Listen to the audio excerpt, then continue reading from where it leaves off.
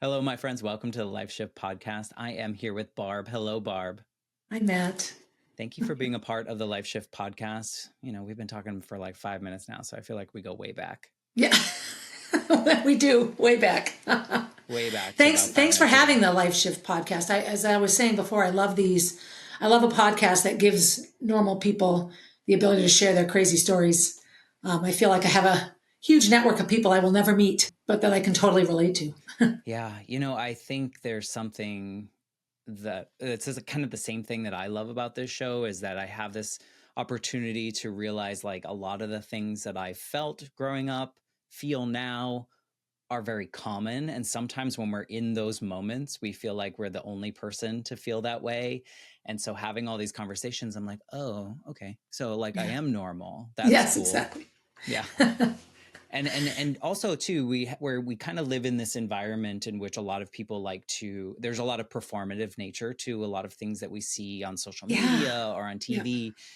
And those are not the things that I can relate to, like those big No. highs. It's usually the things, the valleys, the struggles, the things that people kind of overcome that I'm like, oh yeah, that's my person. So Yeah, I feel the same exactly. way. Yep. Yep. Yeah. I've met some of the people that you've had on your show. I feel like I know them now, and Yeah. the other thing for me as well is it's easy to feel like we're chronically unique, or terminally unique, or chronically damaged, and when because we immediately assume that the outsides of everyone we see are flawless and perfect, and nothing could be further from the truth, is what I find out as I go along. So Yep. And it's a good realization, I think. So, thank you for wanting to tell your story. I know there are very hard parts of your story, and there are light parts of your story, and there are things that we can celebrate and feel about that. And I feel the same way about my story as well. For anyone that's listening for the first time, just a little snippet of the reason the Life Shift podcast exists is because when I was 8, my mom died in a motorcycle accident, and my parents were divorced, lived in separate states. I lived with my mom. And then suddenly my life was no longer going to be the way that any one of us anticipated it would be. And growing up, it was the late 80s, early 90s. People weren't talking about mental health. They were, there's an 8-year-old, he's grieving, let's make him happy. That was the solution. And so I felt really alone. I felt like I had to perform. I felt like I had to be happy that everyone was expecting.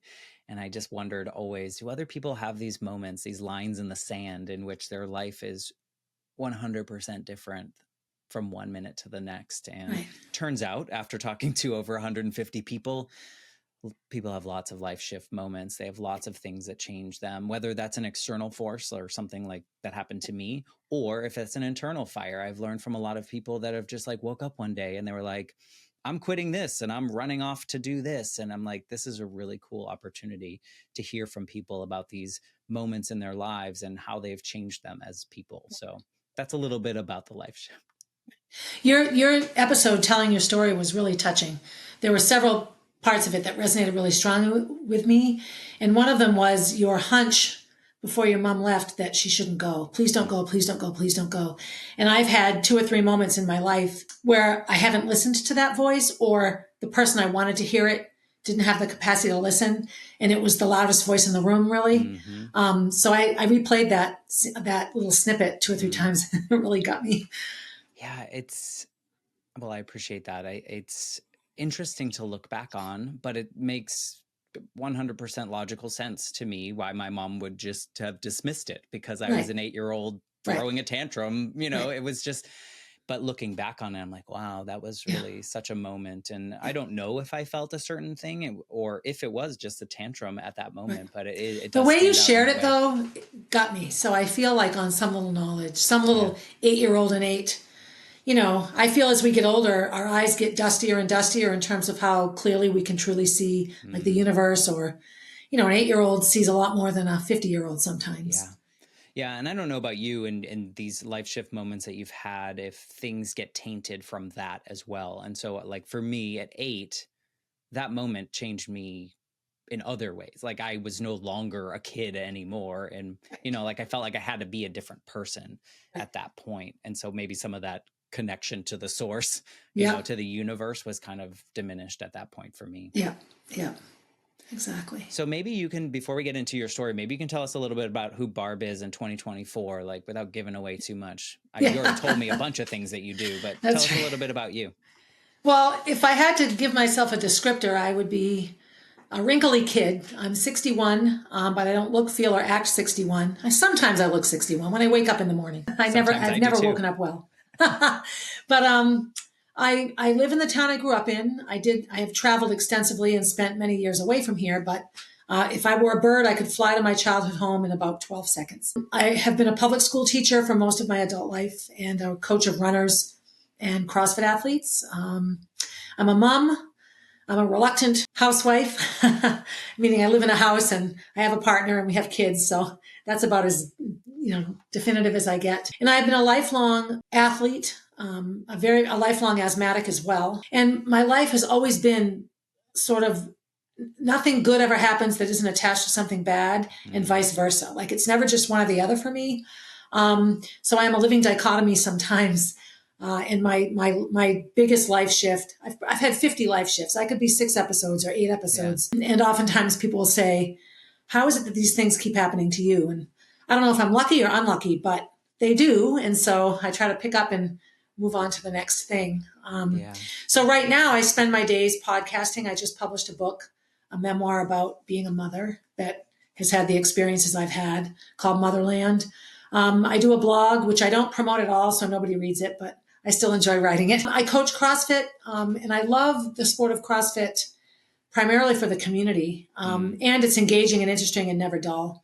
And it allows me to do stupid, foolish things that I that I might not do otherwise. I don't think any of them are stupid or foolish, but most of the world does. And then I That's a have, community think. yeah, it is. Well, it is. It's like, so I was a high school coach for years, a middle school and a high school cross country and track coach. And so practice wasn't just showing up with a group of people and working hard. It was getting to know one another and developing all those community skills. And that's what CrossFit classes are like. You don't just put your headphones on and work out next to a room full of people. You're all in it together. And I've met some amazing people in the CrossFit community. Yeah, you're all And wherever crying I together. travel, I find the nearest CrossFit gym. Yeah. So I've met some amazing people worldwide. And you walk into a gym and you could be anywhere. That the feeling is the same, which is either cultish or fantastic. I A think both little of are. both, maybe. Yeah, Yeah, no, exactly. I've done CrossFit before, and the community of crying is also part of it because some of those things are really hard to do. Yeah. Like, you want me to do how many calories on the assault bike? Yeah. I think Oh, I I'm hate the gonna. assault bike. So I understand it though. It is quite a community, and Yeah. I've had the opportunity to do some CrossFit Yeah. when I lived in the mountains near Aspen, but I don't do it anymore Yeah. because I would cry through Yeah. most of those workouts these Yeah. days. But good on you. I mean, it sounds like you're not busy at all, though. Like you're just kind of just sitting around most of the time, just totally Yeah. bored. Exactly. Twiddling my thumbs. I don't have a list a mile long. No way. But it seems like you have the energy for it, and you I feel do. really excited about the Yeah. things that you do because the way you describe them, you describe them with happiness, which Yeah. is a Yeah. nice thing to Well, see. and a huge shift in myself after my life shift experience. I've always filled my life. Keeping my head busy keeps it from going into dark places. Mm-hmm. But I didn't always fill it with things I necessarily wanted to be doing, which I think is a common coping mechanism for people with traumatic or chaotic lives. Yeah. So I'm as busy as ever and I'm as frantic as ever sometimes. But once I start feeling like, all right, this is not what I want to be doing, I just stop doing it, Good. which was a huge behavior change for me because I never felt like I was allowed to stop doing it, if that makes sense. We get very tied into things. So, Do you think yeah, that was because you didn't want to disappoint anyone else? Like if you, absolutely. okay. Yeah, yep. And we all, we have our little roles in the family. And my role as a child was always to make everything okay. Yeah. And I would rush around and fix it. Second born, first girl, I think I just fit right into that dynamic. And it's always been that way. Even still, with my family, if something goes wrong, well, call Barb and see what she'd do. Well, okay, Mm, what does it matter what I do? But it's just the dynamic. yeah.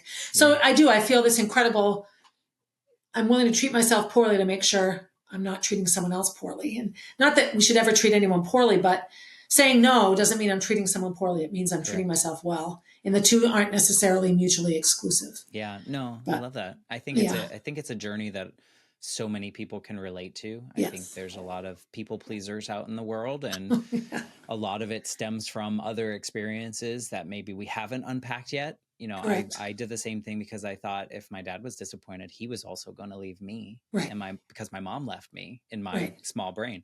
And so, I did the same thing. And now I'm coming into the place where a no is perfectly fine because it is Yes. something that is Yes. protecting me. Yeah. And if I can show up protecting myself and in the most awesome version of myself, then everyone else will benefit from that Yeah. versus me going through so I'm happy that you found this little space where you can say, no, I'm not doing that anymore. Yeah, exactly. So maybe you can start paint the picture of your life before this life shift moment. You can go Yeah. back however you need to, however far you need to, however you want to set this up. Let's get into your story. Sounds like a plan. So I have to say, if I have a list of terrible things I've gone through, and I do, I also have a list of what an amazing life I've had. I've always had a juxtaposition of happy and sad at the same time, always. Yeah. I often describe my life as me straddling a picket fence. And sometimes the picket fence is ankle high and I can straddle it just fine. And sometimes the picket fence is so high my feet don't reach the ground. So that's a painful visual. Yep, Male or female, you don't want to sit, you don't want to Nope. straddle a picket fence. And I use that analogy always because to me that's the clearest way to describe sort of the internal life of Barbara Higgins. I had a wonderful childhood, but I was sexually abused by my father for about 7 years in that childhood. So that wasn't wonderful. No. But in the meantime, I managed to be okay and go to school, and nobody in my life would have known anything was happening to me. I was lucky that I wasn't ever physically in pain or hit or hurt in that regard. But you're keeping a big secret when you walk around with that happening. Yeah. When I finally told, of course, that was a huge life shift. My parents divorced. My life settled down quite a bit. Got into high school, found running. So I'm a lifetime asthmatic. I find running. My mom is like, don't go out for running. You'll have asthma attacks all the time. You'll never come home. Right. You'll fail. Yeah. Please don't, please don't. And I was the first high school girl in New Hampshire to break 5 minutes in the mile in 1981. Wow. So this asthmatic, child abused kid who never made a sports team in her life did this amazing athletic thing. Yeah. So right there from, the beginning, it's the bad with the good and the good with the bad. Yeah. I went off to Boston University. There's quite a little connection there if you just look on the surface of the idea of running from something. So, like that, there's like a clear connection there. Of how fast can I get away from this? Yes. Although I chose track, so you go nowhere. Back. But you're going fast. which is also a pretty clear connection when you. So, but running, and I hated my body, and it wasn't until I was a runner. I have the perfect body for running. Skinny, built like a 12-year-old boy, great endurance. It was the first time that I actually really, truly loved my body. Because of what it could do. Yes, exactly. And that it looked okay in the uniform, I didn't look ridiculous in it. For a teenager, yeah. So I went off to BU, and my freshman year in college was the first year that Title IX recognized women. So I got a scholarship there and had an amazing time. I was a Division I All-American. Came out of college, well-educated with an amazing running career and a hefty dependence on alcohol, which also isn't surprising when you think of just everything that I've been going through. Yeah. So I got right into teaching. I taught in Woburn, Massachusetts for a while and then moved home to Concord, coaching at my high school, teaching and coaching where I grew up. And I had a relatively normal life in terms of the outside anyway. Inside has always been a bit of turmoil for me. Yeah. Did that drinking also follow you, or was it did? It did. So I did 7 years in AA. Like I was 7 years completely sober. The thing with me, and I taught high school health, and I would talk about my sobriety and lack thereof all the time. Yeah. And I would say, oh God, I have no trouble quitting. I've quit 1,000,000 times. And it wasn't until one of my mouthy little students said, well, if you quit 1,000,000 times, it means you've relapsed 1,000,000 times, which of course he was right. That was a wonderful conversation in health class that day, just talking about that. But I've never been like a wake up daily drinker kind of person. Like it was always weekends. It was always binge drinking. It was doing foolish things, blacking out. I just have all the physical issues that means I shouldn't drink. So I didn't drink for a long time. And then when I did return to having alcohol in my life, it was primarily because I met Kenny, who I'm my husband, and he was a daily drinker. And so I became a daily drinker. Mm-hmm. So alcohol has been an issue for me, remains an issue for me. I can do a paleo challenge or a health challenge or 75 hard or a 90-day. I've done it a couple Yeah. times. Not a problem. I can do anything that has an end date, you know. That makes sense. Whenever I enter a plank contest, I can be in the word, you know, just doing like an elbow plank. I'll stay up longer than anybody because I know eventually everyone will fall down, and then I like if I know there's an end in sight, I can do it. So, but this whole one day at a time forever thing still. I Yeah. just did 12 seasons on my 12 episodes on my podcast of the 12 steps Yeah. to this book by Richard Rohr called Breathing Underwater. I've learned so much about the 12 steps, not even connected to my own alcohol use or anything, just in general. It was a profound experience. But alcohol was a big piece of who I was early on. Yeah. And I think sometimes clouded my judgment. I think any drug will cloud your judgment, but it Yeah. plays into my big life shift moment. Yeah. I got involved with a family about 2006 or so. So I have Gracie and Molly are born. They're 3 and 5 or 2 and 4, like little. And it was a very dysfunctional family and actually a really, really scary sort of family. And I got sucked right in.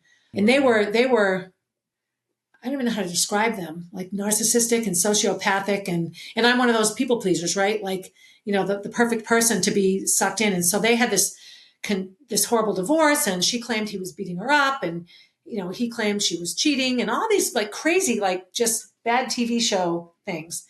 And so I got very, very invested in their kids because their kids were sort of Right. the hapless victims here.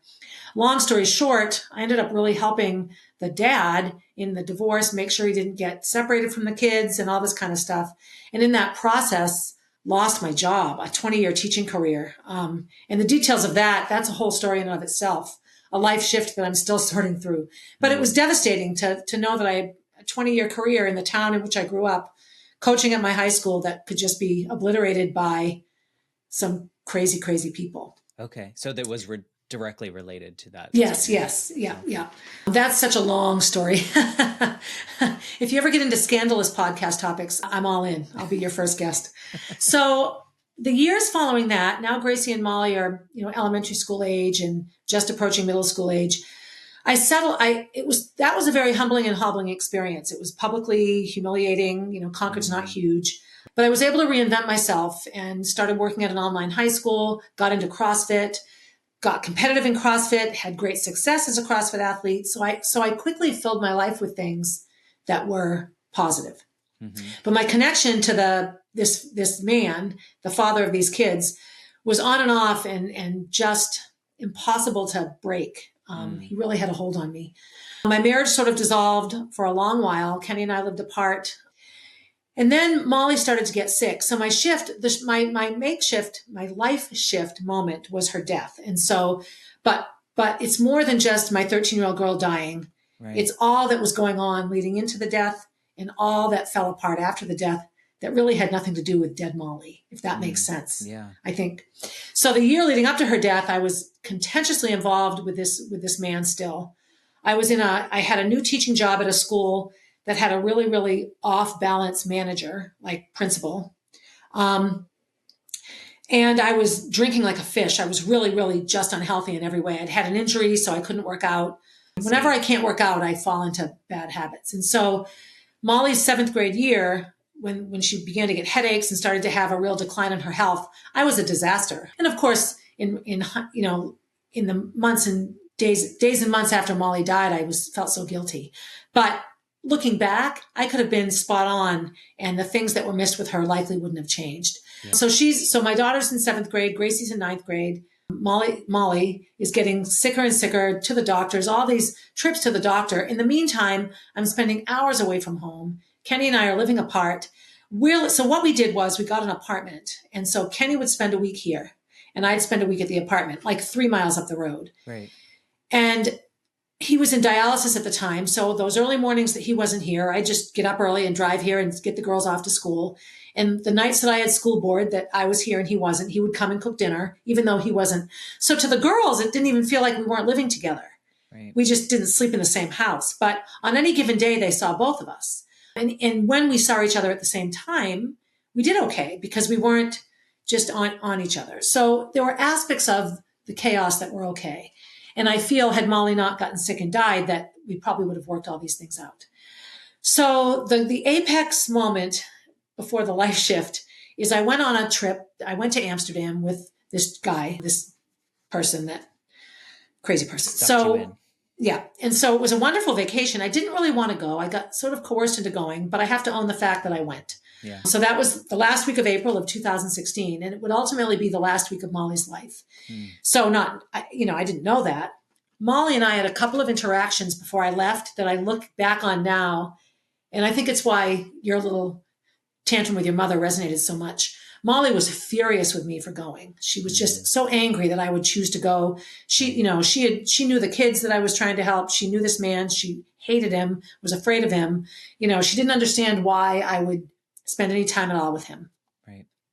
And so she didn't want me to go, and she was angry. So he was in the driveway picking me up to leave. I had my suitcase all packed. And she's like, I'm not saying goodbye to you. She just was blowing me off. And so I just said, look, I'm flying across the country. I'm across the ocean. I could be gone. If something were to happen to me, you would, for the rest of your life, feel horrible that you didn't say goodbye to me. So let's hit the pause button, put this on the shelf. We need to have a nice goodbye. And we did. We had hugs and kisses. I laid on her bed with her and we talked about all the things. I left them money and a whole list of things to do over vacation with Kenny. They had the best week with their dad, which they wouldn't have had if I were home because they would have just been with me. It was Right. two girls. And so off I went to Amsterdam, and the week was okay. I mean, I had a wonderful time. Amsterdam is a beautiful city. And I kept in touch with the girls over the course of the week. And she had gotten sick a couple of times while I was gone. I went to the Anne Frank Museum, and there's this whole thing with Anne's dad about how he didn't know her, that he didn't really know her until he read her diary. Mm. And how could he live in a room with a girl for 2 years and not know who she was? And it just got me. Like I had to sit down and I felt nauseous and I cried for a while. And Roy got really frustrated with me and upset with me. And at the same time that was happening, Molly had been taken to the hospital with like profuse vomiting and all this. Mm. I didn't know that those two things were at the Right. same time until later on. So I get back to the United States. I come home and Molly's in the ER. She would have these headaches and she'd wake up vomiting. And when you wake up vomiting, it's a cranial pressure symptom. They did pregnancy tests on her. She's 13 years old, seventh grade. Like they did drug testing. The ER was just not good. So we spent this whole long day in the ER pushing for a CAT scan. What's wrong? Just back and forth. But again, the part of me that wasn't willing to stand up, I didn't want them to think I was unstable or off kilter. So I didn't argue with them about the CAT scan. Okay, if you think she's best, that's fine. That's fine. 16 hours in that ER and a brain tumor ruptured in her head and killed her. So the first piece of my life shift was watching her die because I'd never seen someone actually be alive and then dead. And I'm holding her hand and they're catheterizing her because they finally want to do a CAT scan at like 1 a.m. because she's not responding at all now. And she had been thrashing all around, which I now know to be myoclosis, which is your nervous system. It's like a car backfiring. Your nervous system does all this weird stuff when it's under great pressure before it keels. So really she was dying, but I didn't know it. I thought she was waking up. Right. And I'm holding her hand and I'm watching her and she's thrashing all about. And then, I'm just sort of chatting with the nurse and I notice her legs are completely still. Like I've never seen still. And my neck hairs went up and I'm like, oh my God, she's so still. And I look up at her face and it's sort of gray and then it's blue and then it's yellow, like seriously changing colors right before my eyes. So I didn't know it at the time, but that's really when she died right then. So you go into panic mode. I think it must be what happens when you're in the doorway in an earthquake and the building crumbles around you and all you can do is sit in rubble and wait for who knows what. That's kind of how I felt. So we had a week where they put her on life support. They took the tumor out. They hoped she would wake up. She didn't wake up. But the true moment where I became forever different was when the neurologist said to me, she will never wake up. The catastrophic event in her brain killed her. She was dead before you brought her here. She will never wake up. And I heard like the ocean in my ears and I heard a noise and I'm like, what is that noise? And it was me screaming and I can't explain. It sounds crazy. Like detached. But yes, I was just so out of it. I peed my pants. I crawled on the table. When I look back on it now, it was just feral. I feel like there was a whale in the ocean off Alaska that had her dead whale baby on her for like 6 weeks and made all this noise. I totally could relate to what that mother whale was going. That's what it felt like. Wow. And Did you everything after remember that. that? Do you remember those moments, or is it more like looking back? I remember it. I don't. Sadly for me, I don't forget anything. So I remember them Mm, all. I remember the ocean. I remember. I mean, the roaring in my ears. I remember hearing a noise and not realizing it was my voice. I remember crawling on the table. My friend Robin was with me, and we went into the chapel at the hospital, and I sobbed and sobbed and sobbed and laid on the floor, and snot was coming out. Like I yeah. remember it all. I Yeah. also could describe it to you as if I were watching somebody else. So I think I was really detached. Even though Yeah. I was in it, I was also completely out of it. Yeah. I Yeah. can't, I mean, I'm so sorry that you had to experience that. I think that should never be on anyone's No, list no, ever, no, it and, shouldn't. No. Well, an 8 year and old should never have to hear that their mom is dead. There are things that just shouldn't happen, right? It's those yeah. moments. And you were 8. I imagine in your little brain and your little psyche and your little heart and your little soul, all of those things happened. For me, it was very obvious. The vom, the screaming, the snot, the pee, the swearing, all Yeah. of that was how it manifested for me. But also, I mean, I feel like a lot of your story, and forgive me if this sounds like I'm saying anything that's not correct, but you had a very traumatic childhood, Correct. even though you said it was good. And a lot of the things that you describe sound like they were a way that you were comforting yourself. You were Correct. finding ways to, and now this like brick wall in which there's not much you can do now. You have to actually crumble. Yes, yes. If all goes quote unquote well, Yeah. you should crumble Right. at that Right. moment. Yes. Did you feel like there was no hope? Did you, or were you At like, that moment, it was too horrifying to acknowledge as true.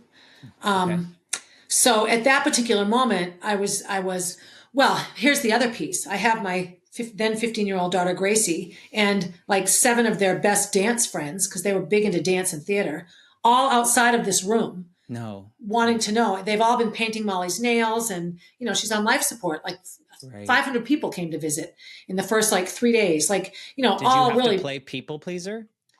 Oh God, I had to all of it. I had to take You care of did. all of it. You Oh took yeah. that okay. In some ways, it was. I call it like I had to channel my inner Barb. Yeah. For a long time, that people who knew me, you know how the hashtag is a big thing. Watch it. You're going to get hashtag barbed, and it Mm, just means that I come in and take care of it. I go into Barb mode, and yeah. so I go back into the room where the doctor is, and where the table full of people telling me my daughter's dead, and I walk by Gracie and all of her friends, and I realize somebody needs to tell Gracie, and it can't be me because I don't want those words to come out of my mouth to her.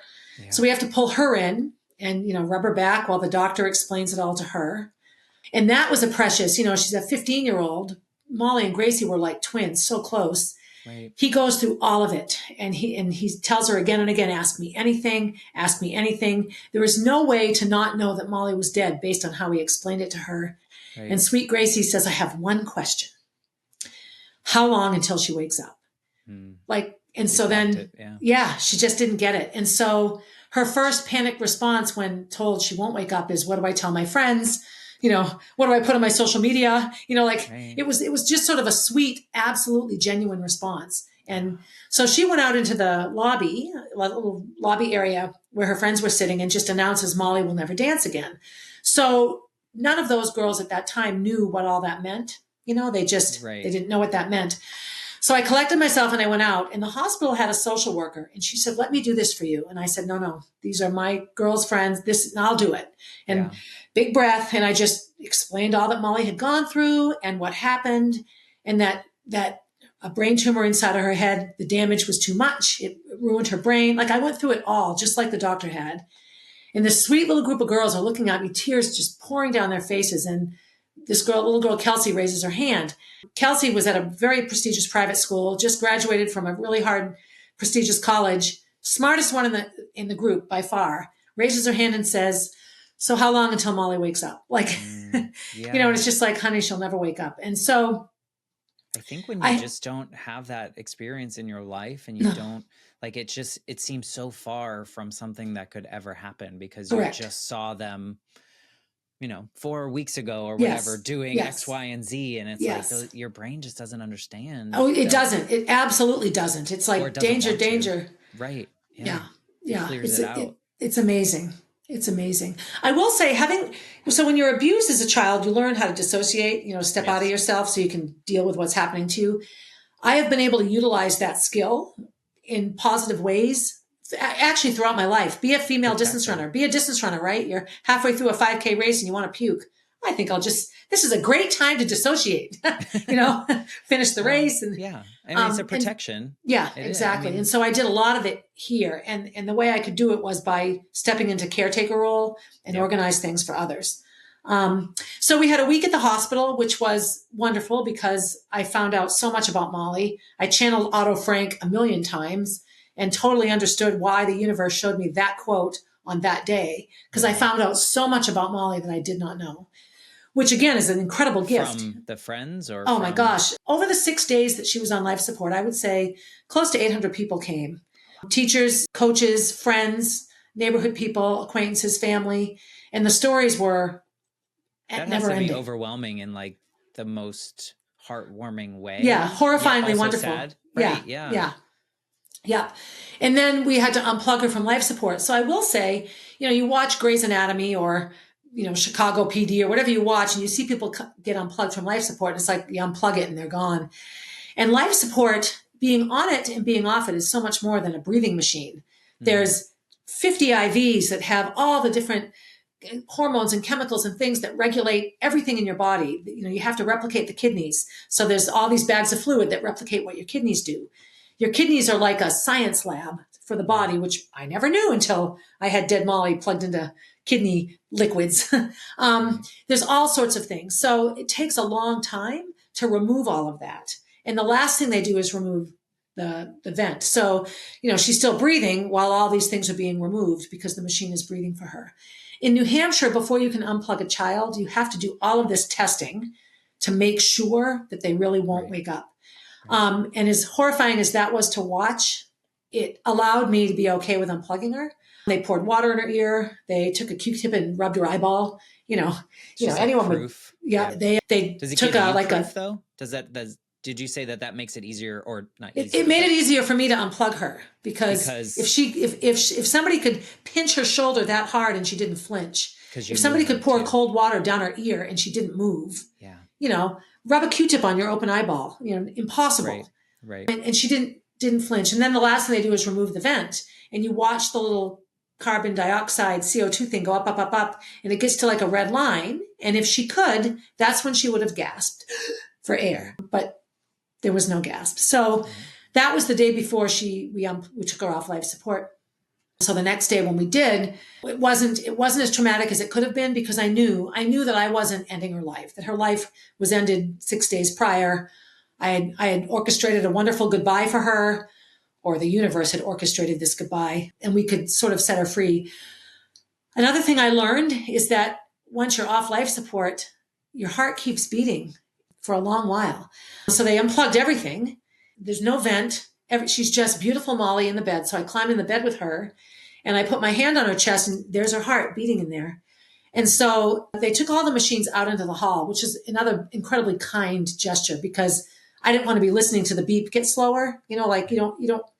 So there was a doctor outside the room and he'd poke his head in. Okay, she's at 20 beats a minute now. Right. Okay, 13 Oh beats a wow. minute now, and I'm feeling it. And Kenny and I took turns, and then it stopped. Took about 20 minutes from Wow.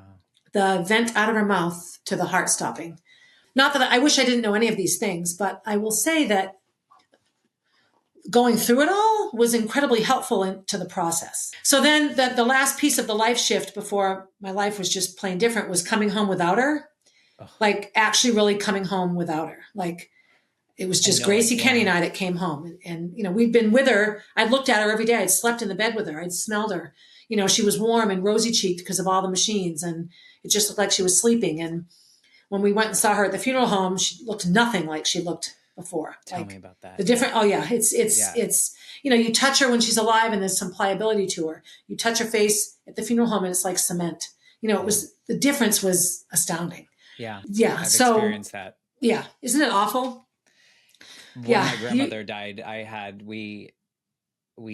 I spent the last 96 hours with my grandmother in hospice, and similar went through a lot of similar experiences. She was much older and lived a long, wonderful life. So quite different than Molly. But that experience of like walking into the funeral home, I'm like, guys, That's not that who I just doesn't left. look like her. Right. Like it would just, she just looked like a different person. Right. Yeah. And I don't know if that was helpful, or I don't know if that was, I Yeah, don't know how I I felt think about it's that. both. We took pictures of everything. I have 50 pictures of her in her casket, and I have Mm, friends are like, "Why would you do that?" I'm like, "It's her." Like, yeah. and It's remembering all of it. I think with someone young, the biggest difference is, I mean, loss is loss. You had your whole life with your grandmother, and now she's gone. So that's a huge change for you right, forever. She's not a part of it anymore. But her future was right. limited on a good day, right? So you're not mourning the 50 million things that should have happened with your grandmother that didn't. You might be mourning the fact that you'll never have another Christmas with her, Right. but it's not like you're mourning the wedding and the Right. graduations and all the things that are supposed to happen. As With a parent, Molly, you see it's been that. Yeah. hard to, those things are really difficult. And believe it or not, the dead body pictures help sometimes. Like she's not here. Like there was a lot of in the first months when I was just so batshit crazy, there was a lot of times that the only way I knew she was gone was to drive to the cemetery in the middle of the night and put a sleeping bag on her grave and argue with the police officers that wanted me to leave the cemetery because I wasn't safe. Like, oh, like I care. Like it Right. was, crazy No, behavior, right? it's Just not. I crazy, mean, but it not. feels like it's like a human Yeah. response. Like you Yeah. were grasping for Yes. something to For help clarity. you. Yep, yep. You I'd touch know, her I name was, on the gravestone.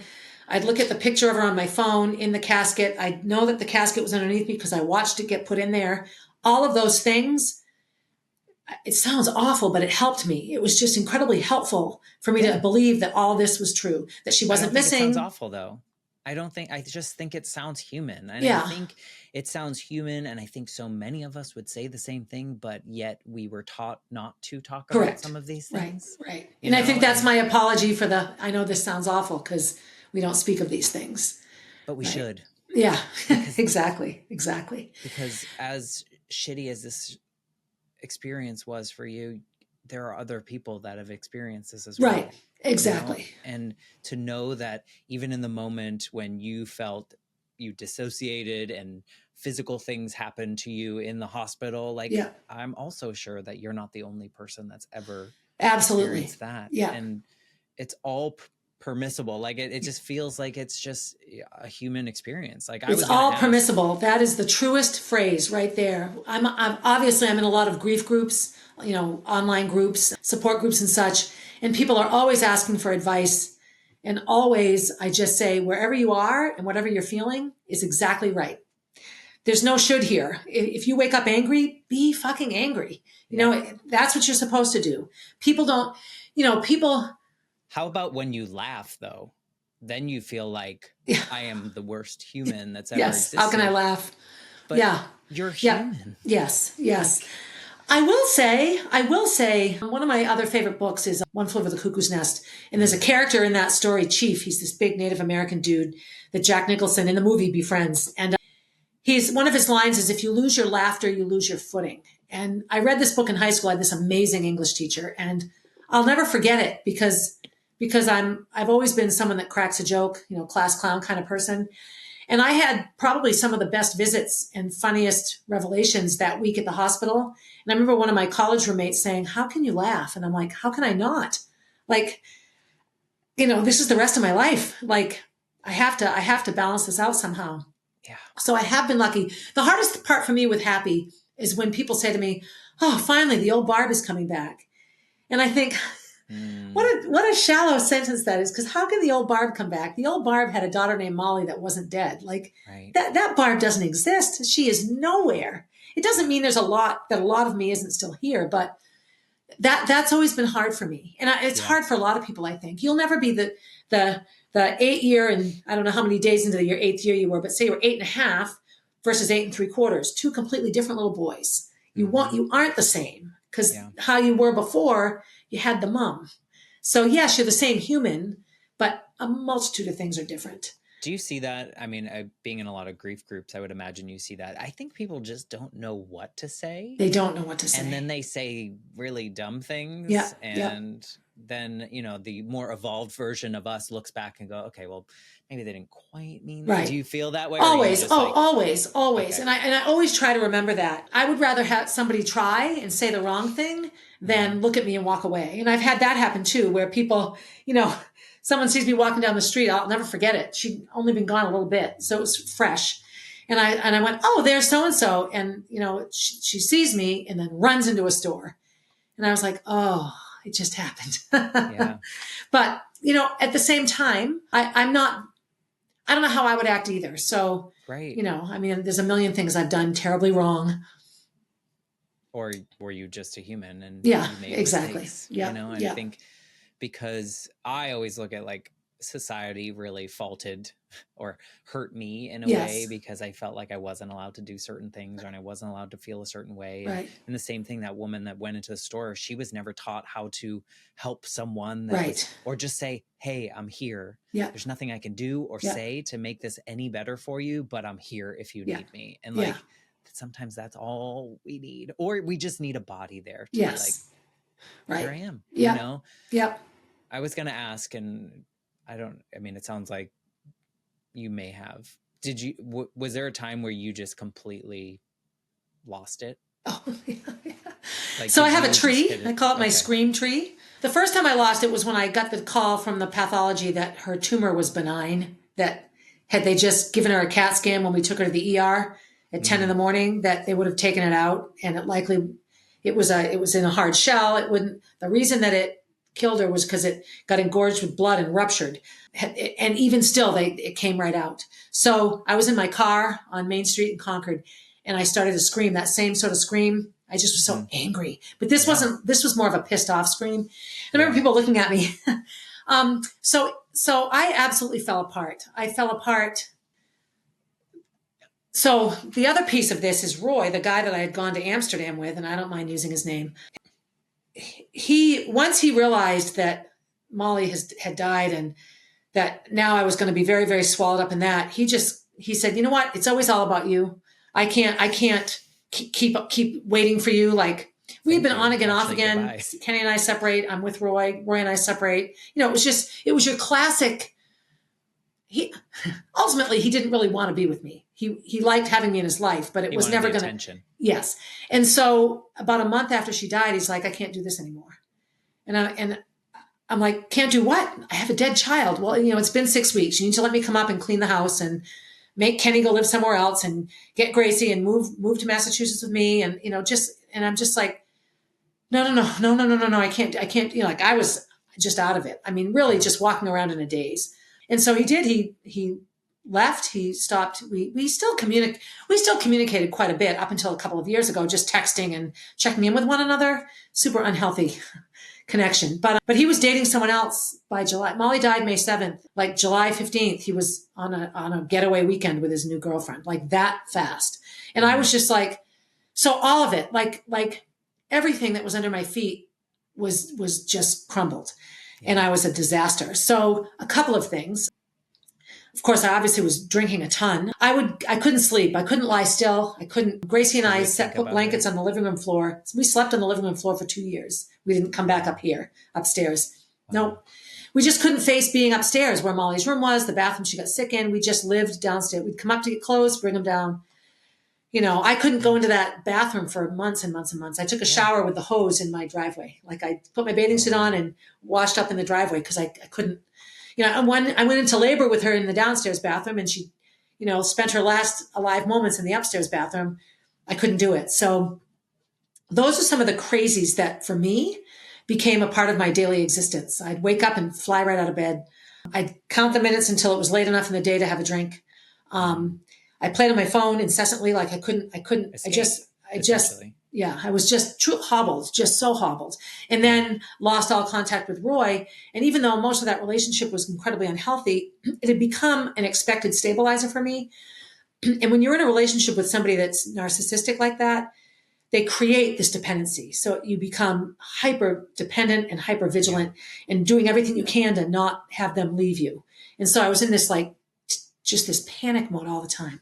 Mm. So me being me, I had another connection in my life, not a romantic connection, but a friend of mine who was a pretty heavy drug user. And I was a product of the 80s. So between 1981, when I graduated high school, and 86, when I graduated college and grad school, you know, cocaine was like the party drug everybody did. You went everywhere, and it was just, you're probably too young to, how old were you in the 80s? 10? I was 5? born in 81 when I Okay, so all graduated high right school. then. So yeah, you're in elementary school when I was having a good time in Boston. So Yeah. so but then when I moved home, and did sobriety and all that, alcohol in my adult life, I really never liked smoking pot so much. I didn't trust pills, because how do you know what's in the pill? I mean, how do you know what's in the Coke either? But you don't. So I stayed away from it. And so when all of this started happening, I didn't know much about what was going on in this other person's life. He was going through a whole bunch of stuff as well. And he had started using Coke, snorting it and cooking it, smoking it, totally out of my realm. And he said, come over. I think I can make you feel better. So I went to visit, and I had never in my life done, smoked cocaine. I didn't even know what that meant. And he goes, here, just breathe this in. And so I breathed it in, and it was the most amazing feeling I've ever felt in my life. And I was just like, oh my God, I'm going to be okay. So not surprisingly, I became a daily crack smoker, wow. Which when at the time I was 54, right? 53 turning 54, well respected in my community, on a school board. Most people in my community don't know this about me.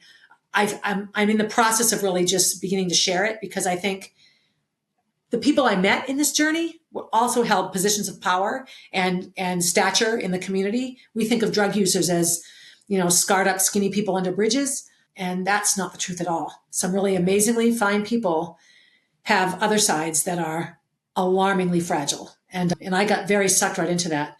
So was that is that another escape for you? Was it that was a something huge that escape. Just pushed yes everything away? Yes. I felt that first year, all I could do was keep Gracie alive. Like, seriously, only worried about keeping Gracie alive. Kenny was really sick and on dialysis. We were so separate at the time of Molly's death that I didn't ask him anything, and he didn't ask me anything. I slept downstairs with Gracie. He slept upstairs. He went to dialysis and lived his life, got sicker and sicker and sicker. I got Gracie to school. I did what I needed to do in her life. I went to the dance recitals. I got her to dance classes. I went to the parent teacher conferences. Like, I was able to do what I needed to do. Survival mode. Yeah. Yes. And I was able to, work sort of part-time. I worked as a tutor. So I was able to cobble together money to get the basic bills paid. We had a lot of money given to us at the time of Molly's death, and then we settled a lawsuit. So money became, not quite such an issue. I'm lucky that way.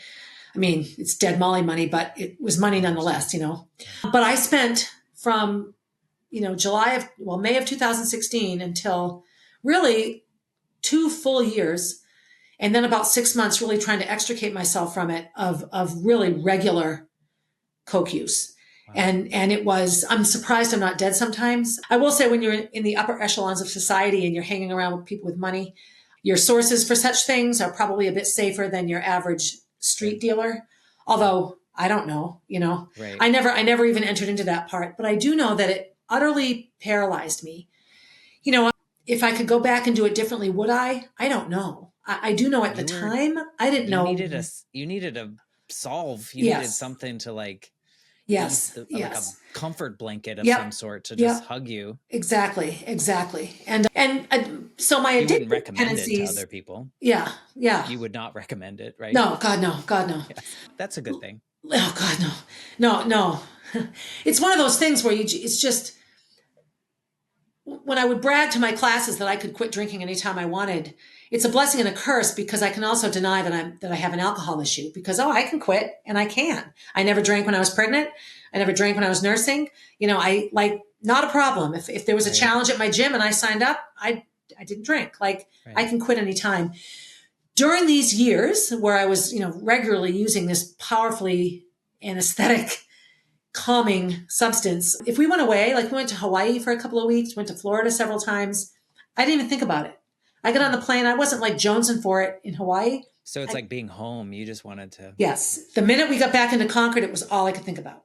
Yep. So in the process of going from a successful public educator with a wonderful career and a great athletic career to once or twice a week at the most bathing, decimated, drug addicted, mother of a dead kid, like overnight. It was like, how did this happen to me? So one of the other pieces that sort of happened about 2 years after Molly's death, exactly 2 years after, actually, is we settled that lawsuit. And I had had this crazy dream shortly after Molly died, like weeks after she died, that I was supposed to have a baby. And of course I think, okay, I'm mental. I'm having all this, I went through trauma-induced menopause. Like I was still, having my period every month and totally not in menopause at 53 when Molly died, or 52. Yeah. And then boom, that was it. And so I thought, okay, I'm going through menopause. I'm freaking out, blah, blah, blah. So I went to my doctor, had all this testing done, told him I was having this crazy dream that I was supposed to try to have a baby. And he said, well, I can't just fill you up with estrogen right now. You're going to have to go to a IVF doctor, and you're too old to do it here. He sent me to a doctor in Boston. So I actually went to this doctor. Oh, wow. So you were pursuing this because of the dream? Yes. I just needed to follow through because the dream was persistent, like 5. Oh, okay. It was happening and happening. So then, so I would, smoke more cracks, try to quiet it down. Right. Like it was just ugly. And so then I would step back, this constant, oh my God, I would never want to go back there. It's really good for me to talk about this because it was just so difficult. But long story short, I went through all the testing. I had a colonoscopy, I had a mammogram, I had a brain scan, a CAT scan, I had blood work. I had a little inside of my uterus biopsied, all of it. And the doctor said to me, I would never know based on your test results that you're in your 50s. So when you're ready, we'll absolutely help you have a baby. So, but I hadn't settled a lawsuit yet. I was still actively addicted to drugs. I was still drinking like a fish, and we didn't have the money. At the time, we were still really hobbled by Molly's death. So I just said, all right, stop with the dreams. Enough, enough, enough. And they did, they went away. So we settled the lawsuit, and it wasn't 2 weeks after that the dream came back. I was sitting having coffee on the porch, and I said to Kenny, hey, guess what dream I had last night? He's like, the baby dream. And I'm like, yeah, no kidding. So another piece of the lawsuit settling, it was like hearing Molly's never going to wake up all over again. For 2 years, all I did was talk to people about a live Molly and what had gone wrong and what they did wrong and how they didn't save her and how they should have saved her and how her death. But in my mind, the Molly I'm talking about is still alive. So then we settle the lawsuit, get a check, and it's like, oh my God, she's never coming back. Like she's dead. So it was, and everyone I know, all other parents that I've talked to that have gone through the medical malpractice piece say the same thing. Really? That it buys you time to talk about your child, and bring them up, and then boom, it's over. So it was at that time that I'm like, all right, I have to go off all this. I got to go off all this medicine. I have to, and all these drugs, and I'm on all these. I mean, I was on Xanax and lorazepam and Lamictal, and plus the drinking and the smoking, and like, why? I don't know why I'm not drooling in a rag right now. I truly don't. Did the people around you notice? No, nobody knew. No. Not one person. Nobody. Just the person that I partied with. That was it. Nobody else. We told nobody. And even talking to them now, they're like, no, you seemed. Yeah, no, they don't know that when I share with people what I was doing at that time, they look at me like I finally sat down and told Kenny, and he's like, what? You were here. I said, I'd leave the house at 11 at night and I'd get home at 5 a.m. and you guys were all asleep. I'd been up all night, and then I'd be up all day. And that was, 4 or 5 nights a week. It was a lot. It was all the time. I don't know. I mean, yeah, I don't know how you got away with it. Yeah. People, I know. That's power. That's like power of human spirit right there. Yeah. Yep. And so, and I was also I never stopped going to CrossFit. I started bringing Gracie to CrossFit. So I didn't work out with any intensity. I went through the motions completely. Right. Everything made me cry. So I couldn't listen to music in the car. So I just would leave my seatbelt unbuckled so that it would be the beeping noise. Oh, wow. I went for drives a lot in my car, and I would scream. I would scream until my eyes were bloodshot and my voice was gone. It was just a way to get it all out. And then I, medicated myself.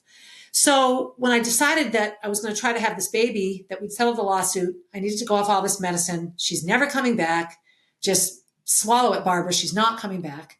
Right. That was when I started to have a real shift in who I was, because I wasn't functioning in panic anymore. I was making concerted efforts to, so I had to sit with my doctor and chart out all the medicine I was on. It took me 4 months to safely stop taking everything I was taking. Wow. We looked at the Taking it pills. off.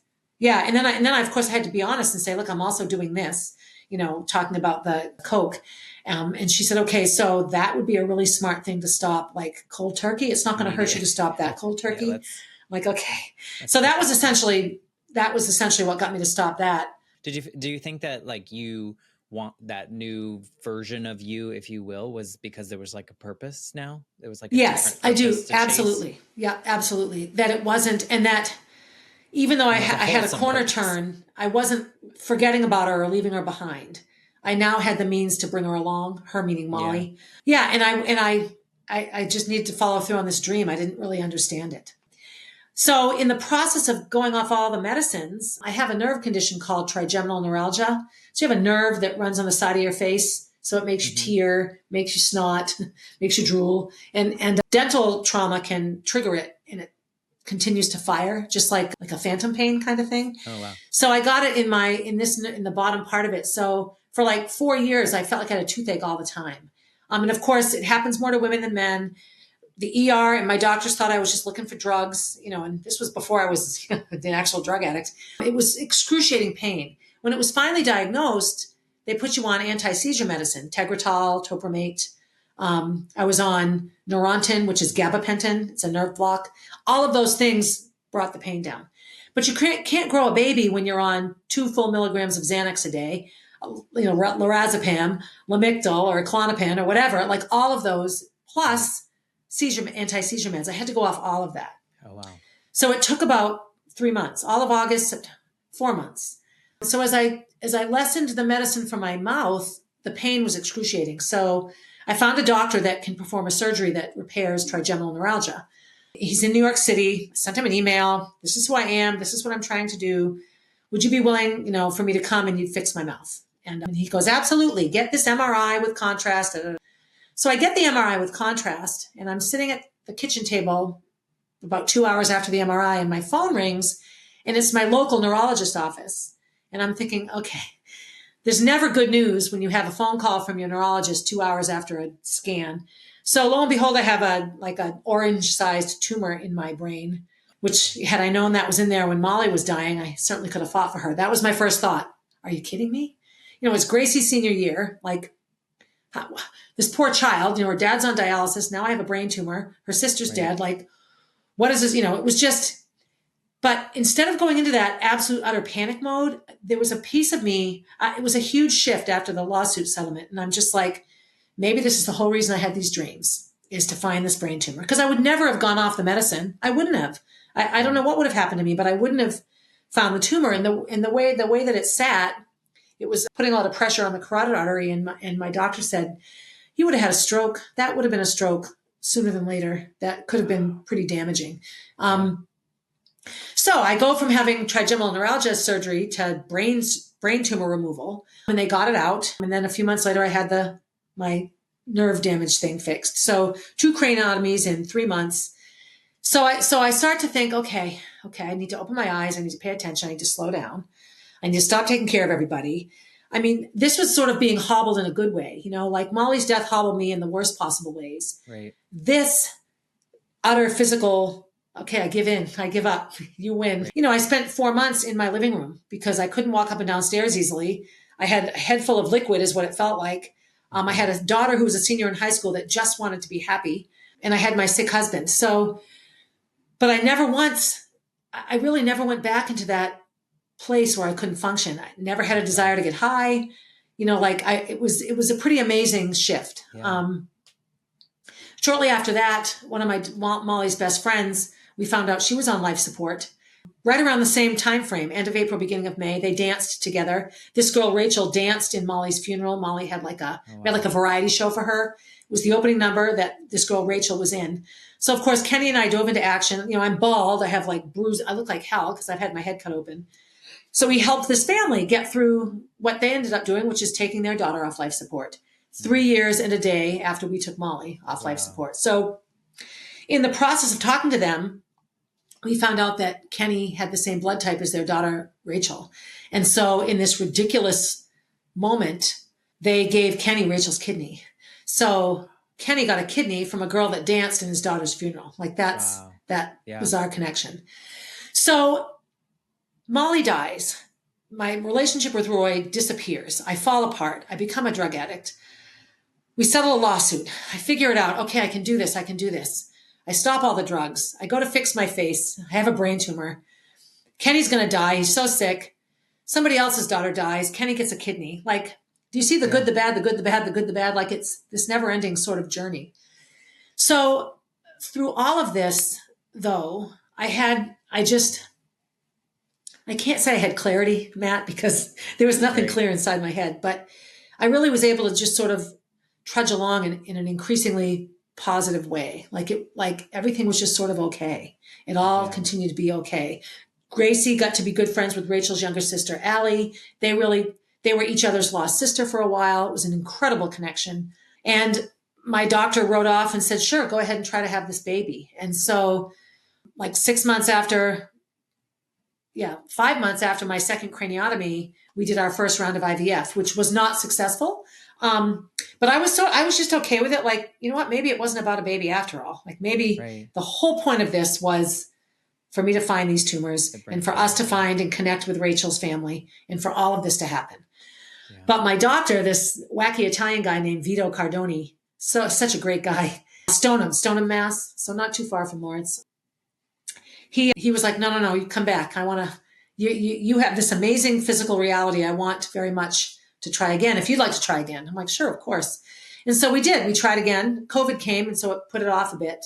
And then I got pregnant with Jack, and so that was another one of those moments where, rather than look like everything that happens to me or happens to my body, because it was my body that was abused. It was my body that I put drugs into. It was my body that grew my babies. It was my body that lost Molly. I lost my first child at 25 weeks. So it was easy for me to hate myself, easy Yeah. for me to put drugs into myself, easy for me to turn all that anguish inward. But all of these things just sort of turned it around for me like, okay, so maybe I'm just a vehicle here for something that I'm supposed to do that maybe has nothing to do with me at all. And I got pregnant with Jack, and that pregnancy was easily my best of the four Wow. pregnancies. The easiest, the healthiest. I gained the least amount of weight. I felt the best. I worked out the most. You were the oldest. I was the oldest. Yeah, and so I have this child now, and people always ask, how do you do it? And I will have to say it's pretty fucking hard because I'm Yeah. tired all the time. Right. But I also know that I feel like I have a candle. Like Jack is just like a candle. He Mm. doesn't have, it's not his job to be my candle. I don't look to him to light my Right. way. But I will say, being at this phase of my life, Jack has just calmed it all down. Yeah. He's given me a focus that doesn't take me away from anything else, but makes everything else easier to deal with. And Mm-hmm. he's a feisty, obnoxious, articulate, too smart for his own good, Where does he never get likes to that? sleep, Where baby. could he get that? No, I mean, but I think that, it's this is the power of story, Right, because so many parts of your life story should have taken you out, right, in some way. right. And here you are not ending, but ending this conversation with a story of hope, of moving forward, of creating life, Right. and also building a new version of your life, not forgetting Molly, but bringing her along Yes, for the ride and yes, having her memory through all the things that Gracie's doing and that Jack is doing. I mean, it feels like so many times if we heard just little segments of your life, we'd be just like discount it. We would just be like, well, there goes that one, yep, like there goes Barb on that one there, yep, and then just there's no hope. But yet somehow you push through all of these moments, right, right. and then you have this conversation where people are like, oh, I couldn't have done that, but I think we could. Yes, yes. I People will, think and that I will say, before shows us that Molly's we death, can. the number of times I said I could not handle losing Molly or Gracie. I could not handle child loss. I lost baby Gordy at 25 weeks gestation, and that was devastating, but I never got to know that baby. It Mm, was an unknowable essence in my belly. and Yeah. it was devastating, but I dealt with it okay, because there wasn't 13 years to have somebody every day in your life. And I can't say that I've done it well either. I've had some pretty ugly moments and some pretty devastating experiences. However, I think you're right. All of us have the capacity to do it. We some may do it easier than others, and some may do it better or worse than others, or differently than others. But the human spirit's pretty amazing, is what Yeah. I sort of find out. Yeah. And I don't know if you feel this way about some of these tragic moments and the decisions that you made because of those. Do you look at them as them getting you to this version of you, and seeing weird silver linings in some of those, like Yeah, whether that was the drug addiction or the alcohol or whatever it might have been? yes, I do. And the main reason I do is because I've come to learn um, that sometimes we try to process our lives completely backwards. I can't erase child abuse. It happened. I can't get unabused. All I can do is work on and manage and alter how I deal and cope with the abuse and how it affects me, and by both letting it affect me the way it needs to, and then by figuring out ways to own how it affects me, so that Mm. I'm in control of that piece. So I can't undead Molly. And I think it takes a long time for mothers to get to the point where they really realize they cannot alive their children. Right. So I don't need to relive her death. I need to look at how her death has affected me. Mm-hmm. And that's where my story is. So how her death affected me? Well, for 2 years, I was a drug addict. Would I Right. like to go back and undo the drugs? Sure, except that I know there's huge pieces of me that wouldn't be me if I hadn't put that pipe to my mouth all those times. I wouldn't Yeah. be me. And, Yeah. and so just, in my self-loathing times, I'll be like, well, it sure took you a lot to finally learn the lesson. And then I realized, Barbara, there's no lesson. I'm not learning a lesson. Not in the traditional sense, like you did something wrong if you learned your lesson. More like everything is a lesson. Yeah. Like, You were coping. yeah, right, I mean, exactly. you didn't choose the healthiest way, but you were coping, and Right, that was all you knew how to do because that correct. was what was available to you at the time. Yes, Was the easiest route. Like I yes, just feel like sometimes we shame ourselves for the things that we were just doing to protect right, ourselves, to keep going. Because had you exactly. not done that, Well, yeah, I you don't know, know. Right, right. you You could have don't done you don't something always know worse. what that other path. Two roads diverged in the yellow Exactly. wood, right? So you think, oh, what if I'd taken the other path? There could have been a cliff at the end of that other path. There could have been a lion Exactly. waiting. There could, Exactly. right? Yeah, Exactly. And I think and I go back to it. It's like the importance of us sharing our stories like this, because these are not the stories that you see on social media. no, These are the real stories. These are the things that you realize, okay, we're going to make mistakes. We're going to do things in our lives that yeah, we maybe regret someday, but we did it. And, yes, like we have to move through it, and we have to, make some kind of like comfort in the fact that it happened, and then we right, move forward and we learn from it, whether we need to or not. right. So I thank you for being so open and so candid about your story, because there's people listening that will hear and go, I did that too. And okay, Yes, I'm not yes. the Oh my only God, I'm not person the that's only ever done one. that. Yep, yep, Exactly. yeah, I love, I know we could talk for yeah, hours yeah, about this. So thank you everyone for listening. yeah, We're a little longer today, yeah. but I'm wondering if this version of Barb, this moving forward with purpose, you've got Jack, you've got this candle, you've got seemingly more healthy approach to things and to healing yourself. If you could go back to Barb sitting in that chapel in the hospital, is there anything that you would want to say to that version of you about this journey that was going to unfold after the loss of Molly? Yeah, you know what I would say? I would say give it time, sweet Barb, and don't judge yourself for the choices you make. You're going to do Mm, what you need to do, and you will get to another side. There is mm, no the other side, but there is another side, and mm. you'll get there, and it will be as okay as it can be. I think I would comfort her, and I would give her permission to fuck up in every possible way, because Yeah. Find that's that some. tree. Yep, Keep screaming at that tree. yep, yep, Like do the exactly. things that you need to get Yeah, through this, and you will find a new version right, of this, right. you At the know. same time, there isn't a day goes by that I don't beg Molly to come back. Of you know, course. it's just that Yeah. dichotomy. Like, please come back, please come back. Right. And that's Yeah. the tender mommy That's part always that, gonna yeah, that's yeah, always gonna yeah. You want your tear at mom you. back. Who doesn't? Who doesn't? Yeah. These relationships that are supposed to be lifelong, when they aren't, you miss them forever. You don't Yeah. unmiss any of that. No, I can't imagine. And I don't think that'll ever stop for you. And I don't think it should. I mean, No. I think that's always going to be a what if, I miss you. No matter how long it's been, Yeah. at this point, it's been 35 years since my mom died. I very few memories to hold on to, and I don't remember many of them, but I'd love to have a conversation with her, Yeah. and like, could I Yeah. have her on the Life Shift podcast? That would be really cool, Yeah. but I'd love you to know, meet it, her.